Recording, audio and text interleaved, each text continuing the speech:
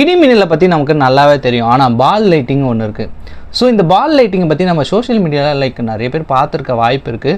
But இது வந்து நம்ம ஏஐ ஜென்ரேட் பண்ணதா அப்படின்னு நினச்சிட்டு அதை பாஸ் பண்ணிட்டு போயிட்டே இருப்போம். ஆனால் அது உண்மையாகவே இருக்குது. ஆனால் சயின்டிஃபிக்காக இது வரைக்கும் இதை ப்ரூவே பண்ண முடியல இது என்னன்னு சொல்லிட்டு. ஸோ இது வந்து ஸ்கையில் ஃப்ளோட் ஆகும், சம்டைம்ஸ் ரோட்டில் கிராஸ் ஆகும், சம்டைம்ஸ் வந்து ஒரு வால்குள்ளே போயிட்டு இந்த சைடு கூட வராத மாதிரியான நிறைய வீடியோஸ் ப்ரூஃப்லாம் கூட இருக்குது. ஸோ இது வந்து சில தியரியில் என்ன சொல்கிறாங்கன்னா பிளாஸ்மா அப்படின்லாம் மைக்ரோவேவ் பபுள்ஸ் அப்படி இல்லைனா வந்து குவாண்டம் பார்ட்டிகல்ஸ் அப்படின்னு சொல்கிறாங்க. ஆனால் அதுக்கான சாலிட் ப்ரூஃப் இது வரைக்கும் இல்லவே இல்லை. ஸோ இந்த பால் லைட்டிங்கை வந்து ரஷ்யா சைனாவில் வந்து லேபில் ரீக்ரியேட் பண்ண பார்த்துருக்காங்க. அதாவது இது என்னன்னு தெரிஞ்சுக்க சொல்லிட்டு ஸோ இதை ரீக்ரியேட் பண்ண பார்த்துருக்காங்க. ஆனால் அந்த ரிசர்ச் வந்து ஃபெயிலியரில் தான் முடிஞ்சிருக்கு. இதை ரீக்ரியேட்டே பண்ண முடியல ஆக்சுவலாக. ஸோ இது வந்து என்னன்றது மிஸ்ட்ரியாகவே இருக்குது. அதாவது சயின்ஸுனால இதை என்னன்னே சுத்தமாக புரிஞ்சிக்க முடியாத ஒன்றா இருக்குது.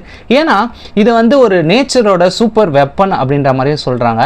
நெக்ஸ்ட் டைம் இந்த பால் லைட்டிங்கை நீங்கள் எங்கன்னா பார்த்தீங்கன்னா டக்குன்னு மொபைல் எடுத்து கொஞ்சம் தள்ளி போய் ஒரு இன்ஸ்டா ஸ்டோரி எடுத்து போடுங்க ஃபயர் பால் அப்படின்னு சொல்லிட்டு.